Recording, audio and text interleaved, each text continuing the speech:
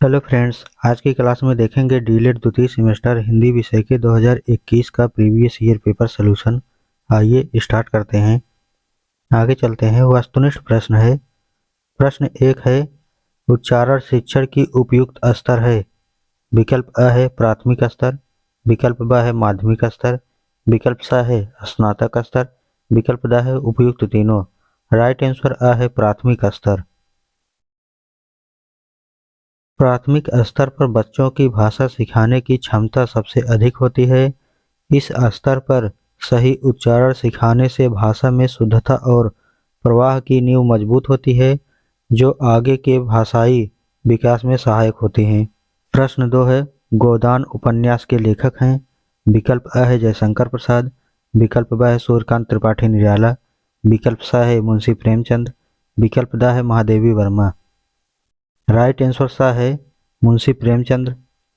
गोदान उपन्यास के लेखक मुंशी प्रेमचंद्र हैं। इस उपन्यास में उन्होंने भारतीय किसान की कठिनाइयों और सामाजिक समस्याओं को गहराई से चित्रित किया है। प्रश्न तीन, जितना संभव हो सके वाक्यांश के लिए एक शब्द है। विकल्प अ है यथासंभव, विकल्प ब है यथासाध्य, विकल्प स है असंभव, विकल्प द है यथाक्रम। राइट आंसर अ है यथासंभव। जितना संभव हो सके का अर्थ है यथासंभव, यानी जितना हो सके। प्रश्न चार है, निम्न में से कौन सा गुणवाचक विशेषण है। विकल्प अ है थोड़ा, विकल्प ब है ज्यादा, विकल्प स है तीन, विकल्प द है कठिन। राइट आंसर द है कठिन। कठिन एक गुणवाचक विशेषण है जो किसी वस्तु या कार्य की विशेषता या गुण को दर्शाता है, जैसे किसी कार्य का कठिन होना। प्रश्न पाँच है, क्रिया के मूल रूप को कहते हैं। विकल्प अ है कर्ता, विकल्प ब है धातु, विकल्प स है कर्म, विकल्प द है विशेषण। राइट आंसर ब है धातु। क्रिया के मूल रूप को धातु कहते हैं। धातु वह रूप होता है जिससे सभी क्रियाएं बनती हैं।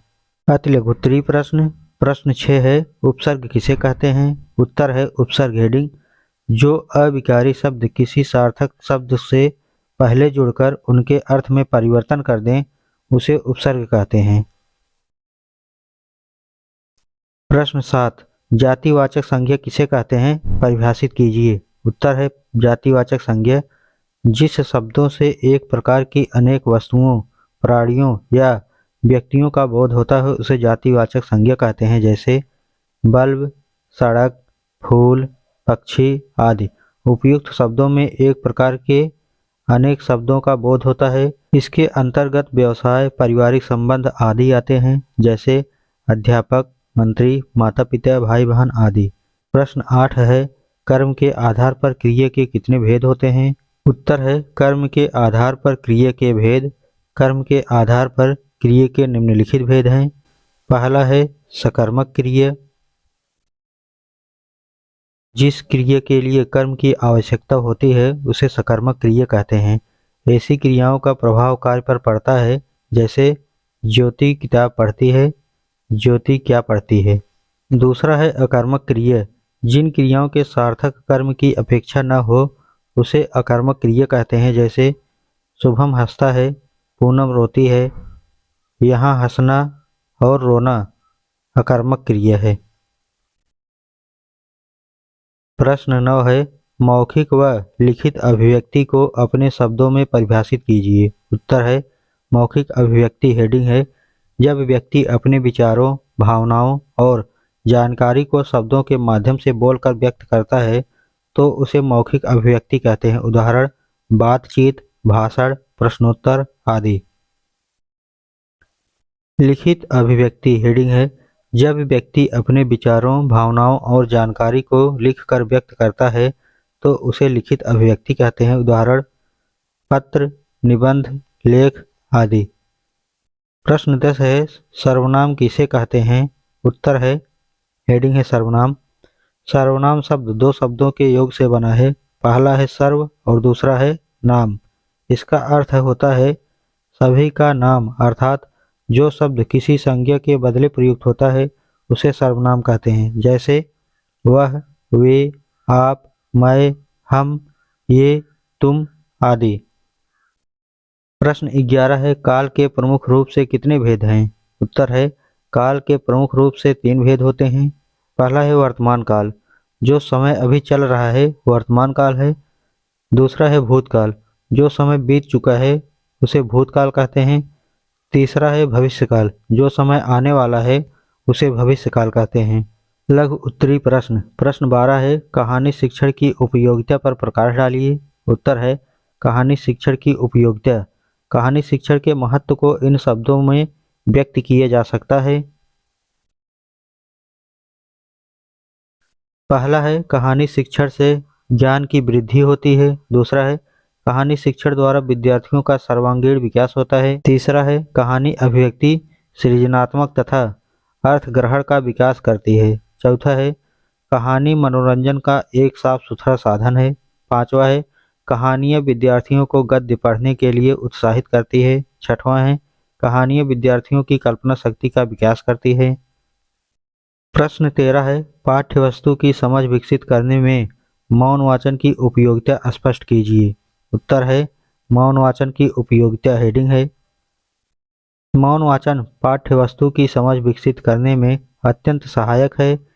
इसके माध्यम से विद्यार्थी ध्यान केंद्रित कर गहराई से सामग्री को समझ सकते हैं। पहला है, गहरी समझ। मौन वाचन के दौरान पाठ का अध्ययन आत्मनिष्ठ तरीके से होता है, जिससे सामग्री की स्पष्टता बढ़ती है। दूसरा है, चिंतन व विश्लेषण। पाठ को अपने अनुसार सोचने और समझने का अवसर मिलता है। तीसरा है, व्यक्तिगत गति। प्रत्येक विद्यार्थी अपनी गति से वाचन कर सकता है, जिससे कठिन विषयों को समझने में सहूलियत होती है। चौथा है, त्रुटि सुधार। मौन वाचन के दौरान गलतियों को पहचान कर समझ को सुधारने का मौका मिलता है। पांचवा है, ध्यान व एकाग्रता। यह ध्यान केंद्रित करने में मदद करता है, जिससे पाठ्य वस्तु की बेहतर समझ विकसित होती है। प्रश्न 14 है, विशेषण किसे कहते हैं? विशेषण के कितने भेद हैं? उदाहरण सहित लिखिए। उत्तर है, विशेषण का अर्थ। हेडिंग है, विशेषता बताने वाले शब्द को विशेषण कहते हैं। किसी संज्ञा या सर्वनाम की विशेषता प्रकट करने वाले शब्द को विशेषण कहते हैं। हेडिंग है, विशेषण के भेद। विशेषण के निम्नलिखित भेद हैं। पहला है, गुणवाचक विशेषण। दूसरा है, संख्याबोधक विशेषण। तीसरा है, परिणाम स्वरूप विशेषण। चौथा है, सार्वनामिक या संकेत बोधक विशेषण। प्रश्न 15 है, गद्य और पद्य में क्या अंतर है? स्पष्ट कीजिए। उत्तर है, दैनिक व्यवहार में गद्य का अत्यंत महत्वपूर्ण स्थान है। हम अपने भावों एवं विचारों को प्रायः गद्य में ही अभिव्यक्त करते हैं। दूसरे के भावों एवं विचारों का बोध गद्य के ही द्वारा सरलता से होता है। गद्य की वाक्य रचना में अर्थ तत्वों की प्रधानता होती है और भाषा व्याकरण सम्मत एवं व्यवस्थित होती है। पद्य के अनुभूति की प्रधानता होती है। पद्य का संबंध संवेदना, भाव, रागात्मक एवं कल्पना से है। गद्य एवं पद्य में मुख्य अंतर इस प्रकार हैं। गद्य के वाक्यों में विराम इत्यादि के नियमों का पालन किया जाता है, जबकि पद्य में इन नियमों का कोई बंधन नहीं होता। पद्य में गति एवं लय विशेष भूमिका होती है, जबकि गद्य में लय की कोई भूमिका नहीं है। पद्य की रचना छंदबद्ध अथवा छंदयुक्त होती है, जबकि गद्य में छंद का कोई उपयोग नहीं है। प्रश्न 16 है, उपसर्ग तथा प्रत्यय में अंतर बताइए। उत्तर है, हेडिंग, उपसर्ग। पहला है, उपसर्ग शब्द दो शब्दों से व्युत्पन्न है। उपधन सर्ग। दूसरा है, उपसर्ग वे शब्दांश है जो किसी शब्द के पूर्व में आकर विशिष्ट अर्थ का प्रतिपादन करते हैं। तीसरा है, उपसर्ग उस शब्द अथवा समूह का नाम है जिसका स्वतंत्र प्रयोग नहीं होता है एवं जिसे किसी शब्द के पूर्व कुछ सार्थक विशेषता लाने के लिए जोड़ा जाता है। हेडिंग है, प्रत्यय। पहला है, प्रत्यय शब्द दो शब्दों से मिलकर बना है। प्रतिधन अय दूसरा है प्रत्यय वे शब्दांश है जो शब्दों के अंत में जुड़कर शब्दार्थ में विशेषता या परिवर्तन ला देता है। तीसरा है जिस शब्दांश का शब्द अथवा धातु में विधान किया जाए वह प्रत्यय कहलाता है। प्रश्न 17 है औपचारिक पत्र किसे कहते हैं? किसी दो औपचारिक पत्रों का नाम लिखिए। उत्तर है औपचारिक पत्र ऐसे लोगों को लिखा जाता है जिनसे लिखने वाले का कोई व्यक्तिगत या पारिवारिक संबंध नहीं होता है। जैसे पहला है विद्यालय के प्रधानाचार्य को लिखा पत्र, दूसरा है अधिकारियों को लिखा गया पत्र, तीसरा है समाचार पत्र के संपादक को लिखा गया पत्र, चौथा है विक्रेता या किसी व्यापार को लिखा गया पत्र। प्रश्न 18 है भाषा के विकास में स्वतंत्र अभिव्यक्ति किस प्रकार सहायक है, स्पष्ट कीजिए। उत्तर है भाषा के विकास में स्वतंत्र अभिव्यक्ति की भूमिका। हेडिंग है स्वतंत्र अभिव्यक्ति व्यक्ति को अपने विचार, भावनाएं, अनुभव बिना किसी बंधन के व्यक्त करने का अवसर प्रदान करती है। यह भाषा के विकास में निम्नलिखित प्रकार के सहायक होते हैं। पहला है सृजनात्मकता का विकास। स्वतंत्र अभिव्यक्ति व्यक्ति को नए शब्दों, वाक्यों और अभिव्यक्तियों का प्रयोग करने की प्रेरणा देती है जिससे भाषा का विस्तार होता है। दूसरा है अभिव्यक्ति के कौशल में सुधार। निरंतर अभ्यास से व्यक्ति के बोलने और लिखने की क्षमता में सुधार होता है। तीसरा है शब्दावली वृद्धि। स्वतंत्र रूप से विचार व्यक्त करते समय नई शब्दावली का उपयोग होता है जो भाषा को समृद्ध बनाती है।